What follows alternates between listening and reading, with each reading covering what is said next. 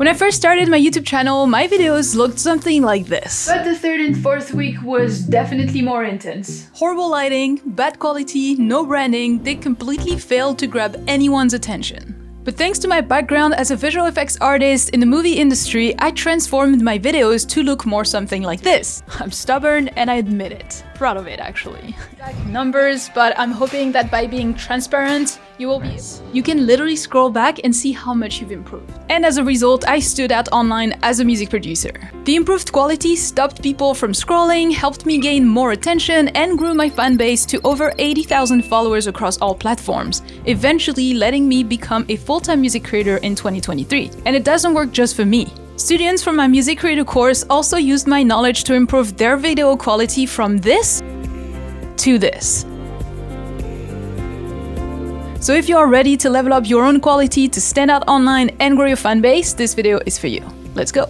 So when it comes to making high quality YouTube videos, I like to think of it as 5 elements. The first one is framing, or angles if you prefer.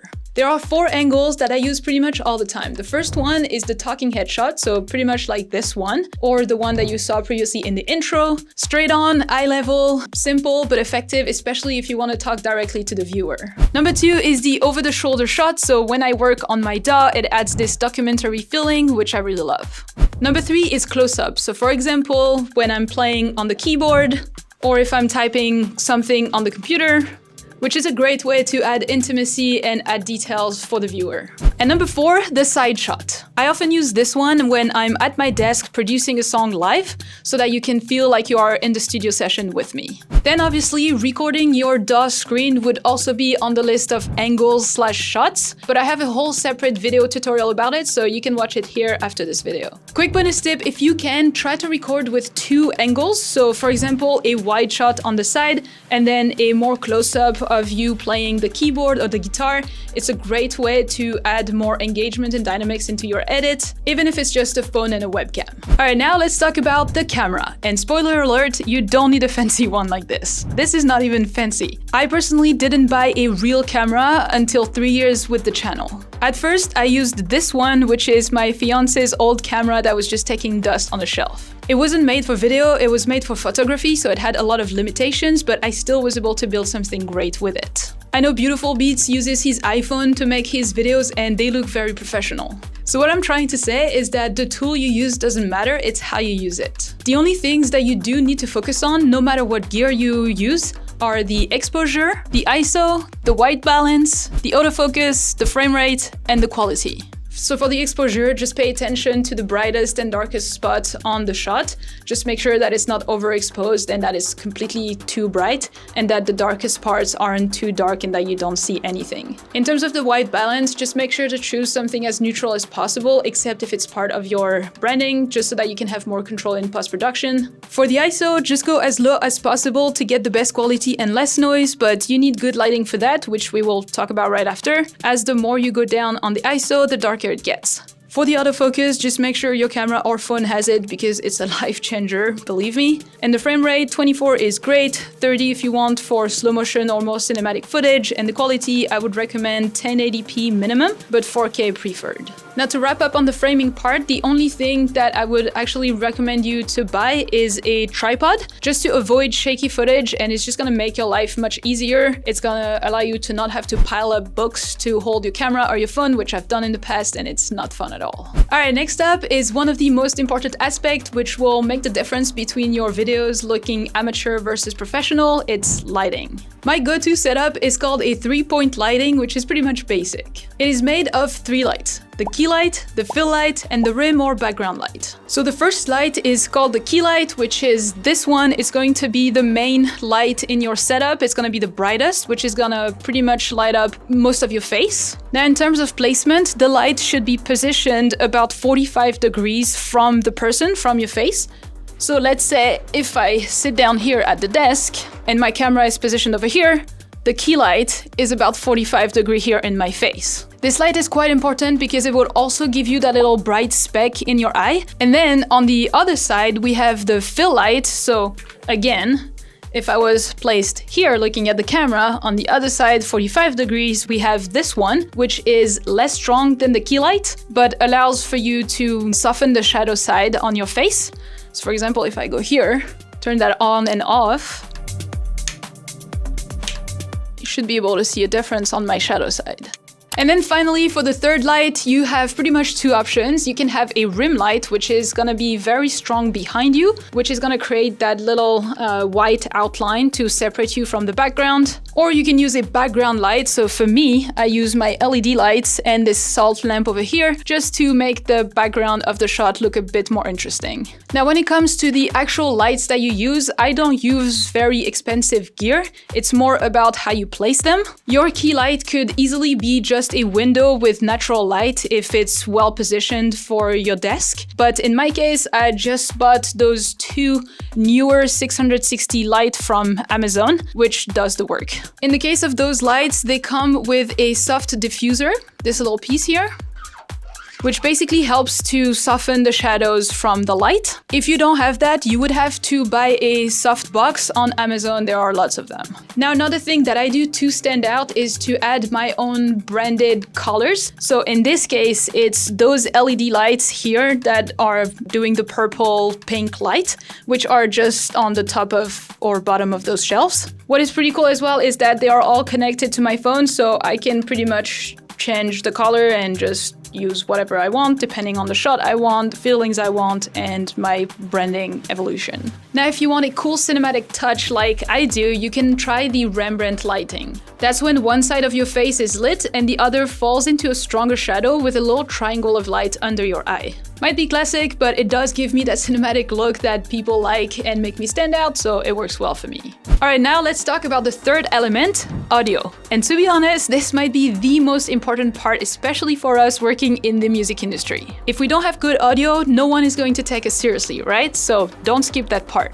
Investing in a good microphone should be the first item on your list. Now, in terms of which one to buy, there are a few different categories of microphones. Lavalier microphones, like the one I'm currently using, is great for handheld situations where you want to move away from your desk and not to be tied with it. Now, if you don't need to and you don't move too much, you know, we are producers, so we're at the desk, you could use a typical microphone with a boom arm, whatever, condensed, USB, dynamic, it doesn't really matter. The one I'm personally using is this one from the Fifin brand. I did have a Blue Yeti microphone before that I bought for cheap to a friend to get started, but I do prefer this one. I think the quality works better and it also has a better result for my voice, I find. In my experience, actual microphones like this one will give you a more professional, polished sound, but if you can't afford it to get started, just take a lavalier microphone, maybe not that one because this one's a bit expensive, but there are some very cheap ones for like 50 bucks that I used to have in my first year and they're great to get started. Now, a good microphone is only half the job. The real quality comes from the audio treatment that you do in post-production. Think of it like mixing your song, but this time it's your voice for your video. So EQ, compression, limiter, etc., etc. But for that part, I'll let my awesome video editor Lucero walk you through that part on how she mixes my voice to get a really good quality audio on your video. Hi everyone, my name is Lucero and I am Orly's video editor. I'm here to show you the process I follow to do audio treatment to her videos. So let's begin. Now for audio treatment, I do a few things to make it smoother and not so harsh. I have this audio track as an example. Horrible lighting, bad quality, no branding, they completely failed to grab anyone's attention. In my audio workspace, I'm gonna add 3 effects for now. In the first slot, I'm gonna select Filter and EQ, Parametric Equalizer. In the second slot, I'm gonna add Amplitude and Compression and add de-esser. And then in the third slot, I'm gonna go again to Amplitude and Compression and I'll add Dynamics, which will add a bit of compression to the audio. Now I can go and dial them in. In the Parametric Equalizer, I'm gonna take the high end and push it up. The voice gets clearer and crispier. I like to use the high curve to make it smoother. Videos being uploaded every single day. Horrible lighting, bad quality, no... Now I do the same at the low end. Add an HP for high pass filter and I can roll off some of the bass. Just a little bit so the voice doesn't get too thin. Bad quality, no branding, they completely failed to grab anyone's attention. If we maybe have some sibilance in the audio, I use the de-esser to get rid of that. You can see that the gain reduction will start lining up when it detects an S sound that is distorted and harsh to the ear. I dial the center frequency to see if it catches others. Around the 5,000, 4,900 Hz mark, we usually get the most sibilance. And then I increase the threshold, so we're only getting the red lights on the S sound, the tss, the ch. Just a little bit of de-esser will help smooth out her voice. Horrible lighting, bad quality, no branding, they completely... Finally, I go into dynamics to even out the levels. This can be very useful when there are different levels and high peaks like these ones in the audio. So in dynamics, I check this compressor box here, and I'm only gonna modify the ratio. So I'm gonna dial it to around 2 and listen to the difference. They were lost in the sea of thousands of other videos being uploaded every single... And if by doing this I lose some dB, I can turn up the makeup a bit until the audio levels here are between -6 and -3 dB. Every single day. Horrible lighting, bad quality, no branding, they completely failed to grab anyone's attention. And since we can notice that we're hearing some background noise, I'm gonna use the denoise effect to diminish that shh noise. It's not that noticeable, but it helps. Completely failed to grab anyone's attention. They were lost in the sea of thousands of other videos being uploaded every single day. I'm gonna show you the original sound without all the effects. Horrible lighting, bad quality, no branding, they completely failed to grab anyone's attention. And this is the after with all the effects added. Horrible lighting, bad quality, no branding, they completely failed to grab anyone's attention. And with that, we have a consistent volume level and a cleaner audio. Okay, so at this point, the filming part of your video should be done. So the fourth element to making high quality videos to stand out online is color correction and grading. This is something that I personally learned at my job and by doing videos after videos, but now Lucero is in charge of it. So again, I'll let her show you how she does it. Now I'm gonna show you the process for color correcting and color grading. I never rely on my monitor to do this process because it can be uncalibrated in terms of colors and brightness, and so this process helps me achieve consistent results. As you can see, this clip will need a lot of work since the colors are dull and greenish, so let's adjust some things to make it look way better. Now let's go to lumetri scopes. I like to use the waveform Luma since it helps me to choose the whites and blacks correctly and also helps me with the contrast. The first thing I do is find the right exposure and I take care of the whites, blacks, and contrast. On the waveform, I pay attention to two limits. For the whites up here at 100 and for the blacks down here at 0.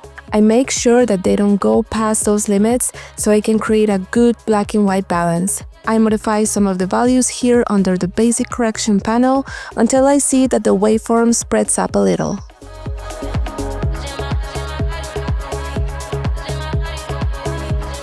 I then focus on her skin tone using the vectorscope YUV. One trick I like to use to isolate her skin is go to Effects, and under Opacity, I draw a mask around a big part of her skin. This allows me to see the YUV just for her skin tone, which should be right on this line. Now I go back to basic correction and I modify the temperature and the tint values until her skin tone is right on that line and not touching much of the yellow and red. So that's the basic color correction process I do. Now let's move on to color grading to focus on bringing those pink, purple, and blue tints that are so characteristic of POV music. I first go to curves and make a little S with the white line to give the clip a bit of contrast. This is super sensitive, so I don't overdo it. I do the same thing for the red and blue lines to start bringing those colors in a bit. I then go to color wheels and match and add a bit of purple and blue to the midtones, highlights, and shadows, tweaking as I see fit.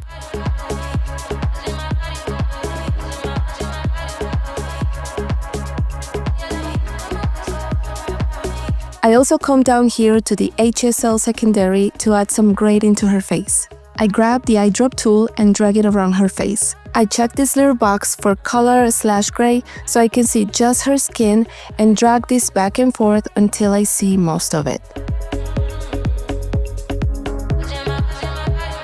I come down to correction, and on this giant wheel, I bring this little cross a bit to the pink and blue colors. I also tweak the contrast, sharpen her face a little bit, and tweak the saturation until I find a good gradient on that side of her face. I also like to add a vignette around her to make her pop more in the screen. I then go back to the basic correction tab to add some saturation and tweak whatever I need. And finally, I like to add as well some VR sharpen effect to increase the quality a tiny bit. I bring the sharpen amount a little bit, uncheck the auto VR properties to have more control, and modify the values of the vertical and horizontal field of view to get rid of artifacts around the screen. Let me show you the before and after. And that's it. This is the process I follow for color correcting and color grading.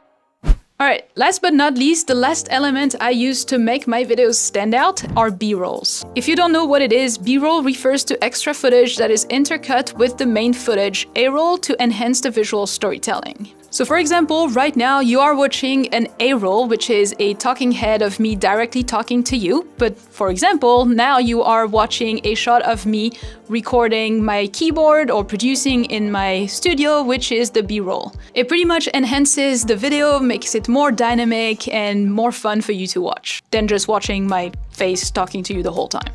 For B-rolls, I do use some stock footage that I found online when I really need to, but where I think I stand out compared to other creators is that I film 90% of the time my own B-rolls in my studio. I find that it helps to build a whole universe around me, my brand, and my studio. Nobody else has your space, your studio, your vibes, your decoration, so this is just a chance for you to stand out. Quick little tip, just plan one day where you record as many B-rolls as possible and put all of them in a folder called Main B-roll folder. That way you don't need to reshoot B-rolls on every single video, which speeds up your editing workflow. So if you do improve your videos, please send me a before-after because I would love to see it and support you in any way I can. But even if you do improve the quality, you might still wonder what to talk about or what videos to make. If that's you, then watch this video next where I share 10 content ideas that every music artist should make on social media. Action! So if you do improve your videos, please? Grading. Now I'm gonna show you. This is hard. How do you guys do it? I'm impressed. I am impressed. Get a nice, different shot. Maybe not as much. That's just my own way of talking. That's fine. I'm French. Those are my bloop bloop in the bloopers. B-roll.